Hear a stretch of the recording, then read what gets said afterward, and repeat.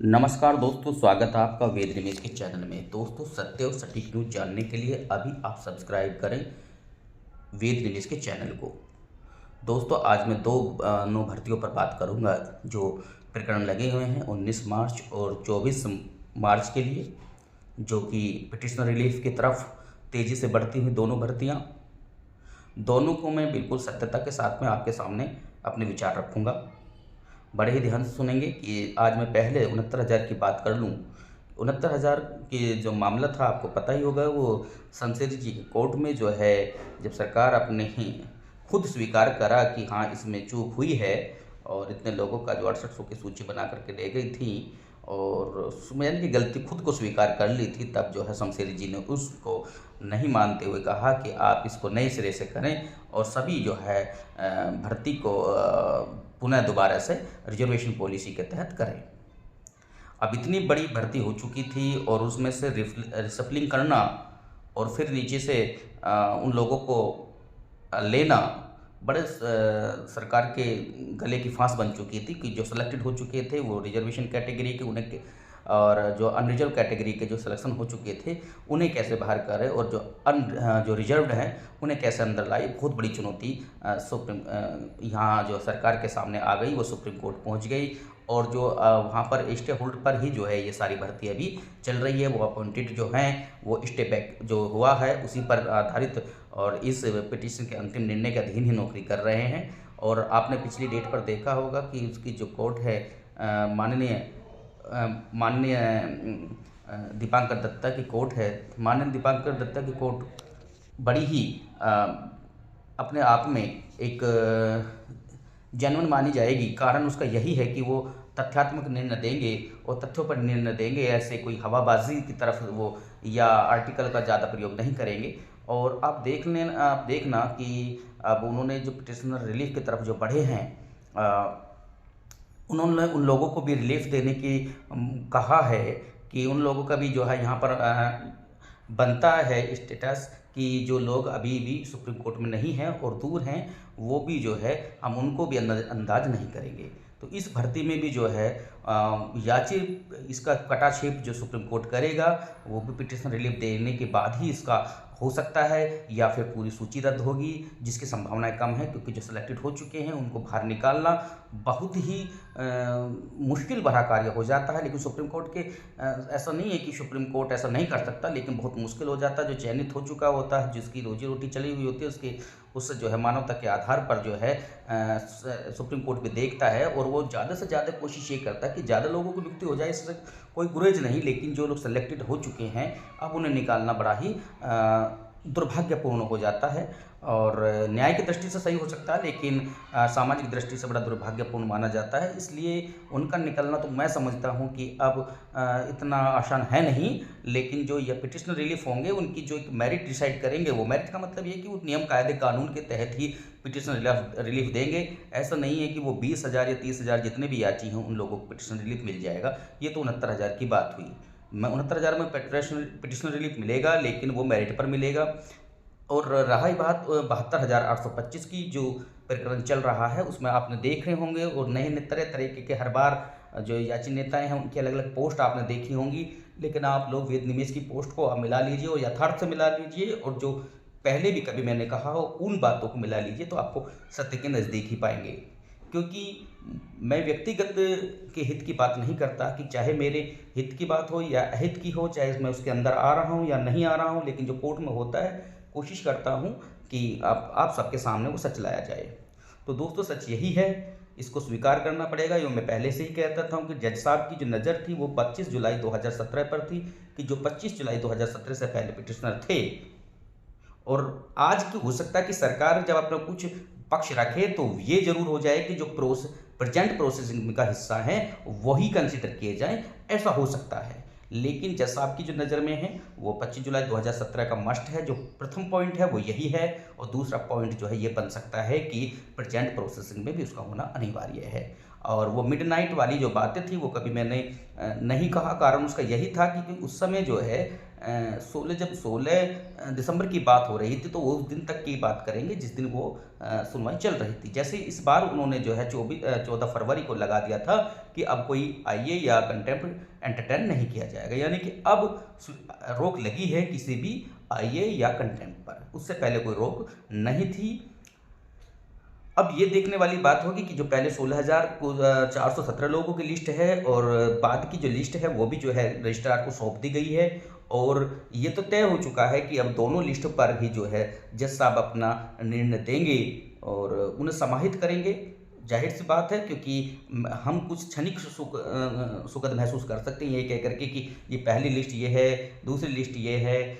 जो लोग जिस लिस्ट में आ जाते हैं उसको वो शिकोर करने पर लग जाते हैं, जबकि शिकोर करना तुम्हारे मेरा नहीं, ये से केवल जज और जज साहब और सरकार के बीच का जो है वार्ता चल रही है। वकील का कोई लेना देना है ही नहीं, बच्चों के तो दूर की बात है, वकील तक का लेना देना नहीं है। सुप्रीम कोर्ट के जो करोल साहब प्रश्न करते हैं वो सरकार से करते हैं, सरकार से कहते हैं कि जो आपकी कोई डिफिकल्टी है वो हमें बताइए, हम उनको दूर करेंगे। लेकिन हम लोग क्या हैं, हम कहते हैं कि ये होगा वो होगा, ऐसा कुछ है ही नहीं। जो होगा जज साहब करेंगे और सरकार के सहमति पर करने की कोशिश कर रहे हैं। अगर सरकार सहमत नहीं होती है तो फिर वो जो है बड़ा आदेश आर्टिकल 142 के तहत भी दे सकते हैं। और अब केस ज़्यादा लंबा जाने वाला नहीं है, ये 24 मार्च की अंतिम डेट या बस मैक्सिमम एक डेट और लगेगी, इससे ज़्यादा अब डेट आगे नहीं लगेगी, ये भी तय है। और ये भी तय है कि जो अब मामला है बना हुआ है, देखिए तमाम तरह के मुद्दे हैं। आपको याद होगा कि ये जो प्रकरण था, जैसे 1100 के जो अवशेष लोग थे उनके द्वारा उठाया गया था। हम लोग भी 1100 से बाहर हूँ, 1100 में ही सम्मिलित उनके साथ लगे हुए थे। लेकिन मैं दोबारा से कह रहा हूँ कि जब हम 238 लोगों में से कुछ लोग आए थे, हमें भीड़ लगने लगी थी। उसके बाद में कुछ लोग और आए, उनको फिर दूसरे वालों को भीड़ लगने लगी। उसके बाद में 10,000 लोग हो गए, तो 10,000 ने सोचा कि अब कोई आगे एक बच्चा भी नहीं आ जाना चाहिए, 14,000 हो गए। 14,000 को लगा कि अब कोई नहीं आना चाहिए, 16,000 कुछ हो गए। अब 16,000 को लग रहा है कि बस अब कुछ नहीं हो जाना चाहिए, एक बच्चा नहीं बढ़ जाना चाहिए। अब 25,000 और इसमें इंक्लूड हो गए, यानी कि गूगल फार्म वाले भी अब आ चुके हैं। और आप देख लेना कि वो लोग भी, और कुछ लोग तो जो है जो अल्पज्ञानी लोग हैं एक दो, वो कह देता है कि देखिए तो वेद प्रकाश ने लिखा था कि गूगल फॉर्म भरे जाएंगे। उनसे अज्ञानियों से ये पूछिए क्या मेरे लिखने से गूगल फॉर्म भरे गए और सुप्रीम कोर्ट ने भी स्वीकार कर लिए, यानी कि मैं जज साहब से भी बड़ा हो गया? अरे मित्रों, मैं केवल वो बात बता देता हूँ जो अंदर हुई है, आप लोग उस पर पर्दा डालने की कोशिश करते हैं। तो कृपया अपनी आंखें खुली रखनी चाहिए, अब किसी को अंधेरे में नहीं रखना चाहिए। जो बातें हुई हैं, चाहे हमारे हित की हो अहित की हो, उसे आकर के लोगों को बताना चाहिए या शांत रहना चाहिए। दो ही चीज़ें करें, गुमराह नहीं करना चाहिए, या तो सच बताएं या फिर शांत रहें। खैर जो भी है, अब मामला माननीय सर्वोच्च न्यायालय में पूरी तरह से रजिस्ट्री के हवाले है। अभी जो प्रकरण हुआ था उस नोडल अधिकारी वाले प्रकरण में भी आपने देखा होगा, बहुत सारी चीज़ें हैं उसमें। कभी मैं बाद में लाइव आकर के सारी चीज़ों को क्लियर करूंगा। बहुत सारे उसमें इशूज़ ऐसे थे जहां पर जो है स्वाभाविक था कि प्रतिक्रियाएं, लेकिन प्रतिक्रियाओं की शब्दावली सही होनी चाहिए थी, और प्रतिक्रिया क्यों आई है इसके विषय पर भी जाना चाहिए था। खैर इस विषय में वो नहीं गए कि ये प्रतिक्रिया आई क्यों, पनपी क्यों। मेन विषय ये था कि ये ऐसी प्रतिक्रियाएं का कारण क्या था, ऐसी प्रतिक्रियाएं क्यों हुई। खैर इस चीज़ को अभी ज़्यादा इशूज बनाना ठीक नहीं है। ये प्रतिक्रिया क्यों हुई, किसके कारण हुई, ये सब बाद के विषय हैं। अभी तो हम सब लोग अपनी जॉब के लिए प्रयास है, और अब मैं ईश्वर से प्रार्थना भी करूंगा। आज होली की शुभकामनाएं आपको देते हुए कहना चाहूँगा कि ये तय है कि अब ये नहीं है कि 1,000, 2,000, 3,000 या 16,000 ये क्यों। जिसको जज साहब को लगेगा कि इनका लॉजिक अधिकार है और सरकार उसको जो है स्वीकार करेगी और सहमति बनेगी, तो जो है उन लोगों को मिलेगा। अभी तो मुझे खुद का नहीं पता कि मेरा होगा या आपका होगा या उसका होगा या उसका होगा। देखिए कई प्रकरण से भर्ती का ये ओपन है, कोई से रूल लग गया तो मैं बाहर, कोई से दूसरा रूल लग गया तो आप बाहर। तो इसलिए लकी ड्रा भर्ती है। इसलिए मैं इससे ज़्यादा अब इस भर्ती ने जितना परेशान और हताश और निराश किया है उतना शायद कभी किसी ने किया हो। लेकिन मैं अब ये मान के चलता हूँ कि जो अपना कर्म है उसे हमें करते रहना चाहिए और सार्थकता के साथ करता रहना चाहिए। अब केवल परिणाम जो है ईश्वर के हाथ में है, और ईश्वर रूपी करोल साहब आपके कोर्ट में है, तो काहे का डरना। वो कुछ लोग कहते हैं कि उसका आप इस केस को ऐसे करा दीजिए, आपका वकील ऐसे कह दीजिएगा, उसका वकील ये कह दीजिए। घर से कहना आसान है, कोर्ट में जाकर के देखिए कुछ नहीं चल रहा किसी का भी, कोई बोलने का मतलब ही नहीं है। किसी ने एक आध शब्द कह दिया कि ठीक है ये हो जाए तो ठीक है, अभी कर लीजिए। अभी तो जज साहब केवल संख्या देख रहे हैं, अभी तक संख्या देखी गई है बस कितनी है, और बाकी रिक्वेस्ट कर रहे हैं कि सरकार से आप कर लीजिए।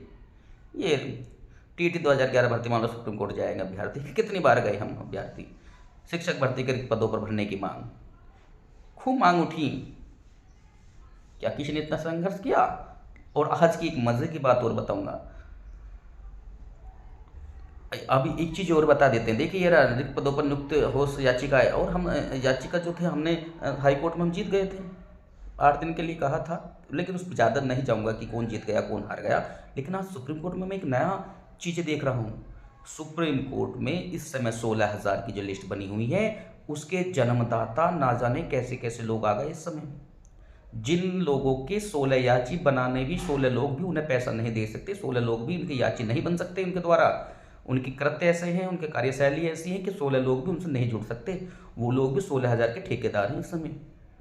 और बस कि 16,000 को मैंने काम किया, 16,000 का लिए मेरा ठेका है, 16,000 पे मैं बात करूंगा, 16,000 से इतर कोई बात नहीं होगी। 16 व्यक्ति उसके साथ नहीं, व्यक्ति के किसी की, जो 16,000 की बात करता है। अरे मैं तो कहता हूँ कि तुम्हारी हमारी किसी की औकात नहीं है इस समय अभी वहाँ सरकार और जज के बीच में बोल जाने की। अरे ज़्यादा से ज़्यादा जितने लोगों को मिल जाएगा उससे बेहतर क्या स्थिति है। जितने ज़्यादा से ज़्यादा लोगों को मिलेगा, इसमें हमारी और आपकी परिवार तो बढ़ेगा, हमारा टेट 2011 का परिवार बढ़ेगा। ना ही आप में देखिए किसी को निकलवाने की बस की बात है, और ना ही किसी को सम्मिलित कराने की बस की बात है अभ्यर्थियों की। वकीलों की बात नहीं है, वकील नहीं करा सकते, फिर आप तो अभ्यर्थी हो। इसलिए प्लीज़ मेरी आपसे रिक्वेस्ट है कि किसी को बाहर आकर के गुमराह ना क्या करें। हमारी पोस्ट देख लीजिए, उसमें सच के करीब मिलेगी। मैं सत्यता बिल्कुल नहीं कहता कि प्योर सत्य, लेकिन सत्य के करीब मिलेगी। अगर मेरी बात आपको सही लगती है, विश्वसनीय लगती है, तो आपसे मैं अपील करूंगा, आज पहली बार अपील कर रहा हूँ होली के दिन, कि इसे सब्सक्राइब करें और शेयर करें, अपने दोस्तों को शेयर करें।